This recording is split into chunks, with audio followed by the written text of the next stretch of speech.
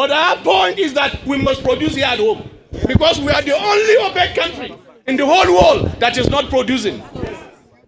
And we told them and they agreed.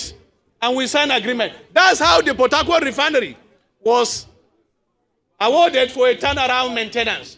And we agreed that by the first quarter of 2023, Port Harcourt refinery will work. Is it working now? No. Are they talking about refinery? No. Are they talking about production economy? No. Two, you are aware that they brought the issue of Dangote refinery, that it will be ready by the first quarter of 2023.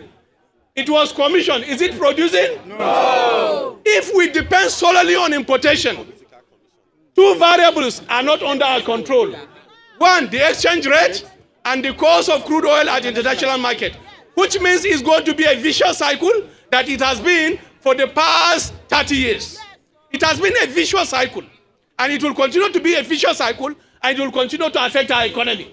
And therefore, government must come with three plans: immediate, medium, and long-term plan. I've not seen that on the table. It's a fire brigade approach. It's a quick pill that will relieve only pain for now, but the pain will remain with us perpetually. What will address this issue is actually the issue of production. But the elites, not more than 10% of them, don't want production. They want importation. Because why? They benefit from importation.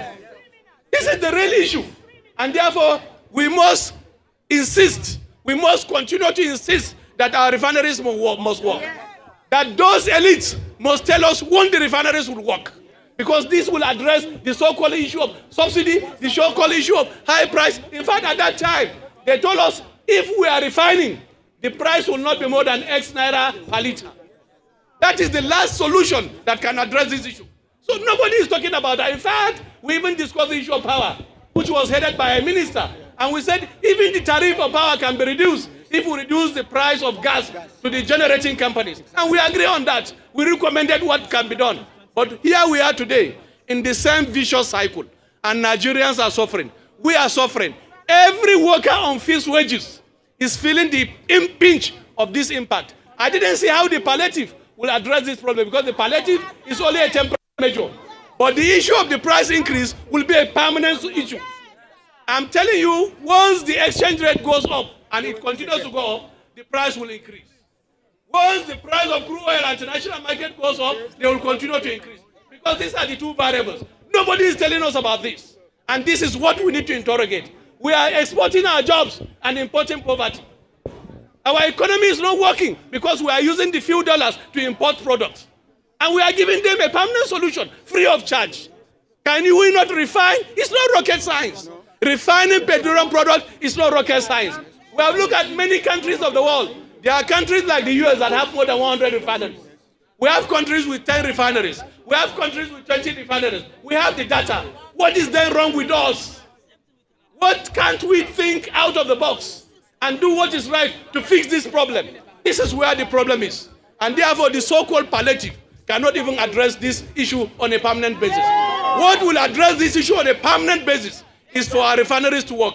However they want to do it, they should make the refineries to work. I remember at the last sitting between 2021 and 2022, they said Port Harcourt refinery will be ready by first quarter of 2023.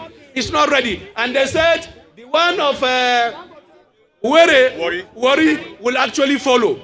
Nothing is being said about that. And then Kaduna refinery will follow. Nothing is being said about that. Because that needs to be on the plan. That needs to be what will address the problem perpetually. But once again, let me insist that no worker have gotten where we are today on the platter of gold. It's only the struggle that can get us to where we desire as a country. And citizens must realize that. All around the world, nowhere do bourgeoisies that form less than 10% continue to give us what we want. It's not possible. And they feast on 90% of Nigerians. Find out how their lifestyle is. Very bogus. They feast actually on the poor. They feast on the working class. We create the wealth of this country. But yes, few people misappropriate the wealth. And we live in penury. We live in perpetual penury. In many parts of the world, including Africa, price of these products is fixed by government. I was engaging my colleague from Senegal few weeks ago about the price of cement, because some of the businessmen here also have investment in Senegal. And they said no. When they wanted to behave like the way they behave in Nigeria, Senegalese government told them, no, you cannot fix the price of cement. It's government that will fix the price of cement. We know your profit margin. We know how much you spend to do this business, and therefore government will fix the price. In Zambia, the same thing. Government fix the price. It's about the people. Why exploit the people and allow market forces to continue to feast on the people when we have this product free of charge? It was given to us by God Almighty free of charge. Why should we suffer the consequence of what is happening in other countries? This is the real issue, comrades. It's the real issue. It's not rocket science. It's a straightforward issue. If we produce, it's going to be cheaper. Let me give you the last logic. The last logic is that you produce maize in your farm, and you have to separate the one that your family will eat and the one you are going to sell in the market. But in the case of Nigeria, you sell everything. And you come and be complaining that the price of this thing is high. It's because of subsidy. It's because we are not using our brains, and because Nigerians have been taken for granted for a very long time. This is the real issue. And therefore, the struggle will continue, and we are going to succeed by the grace of God. Solidarity.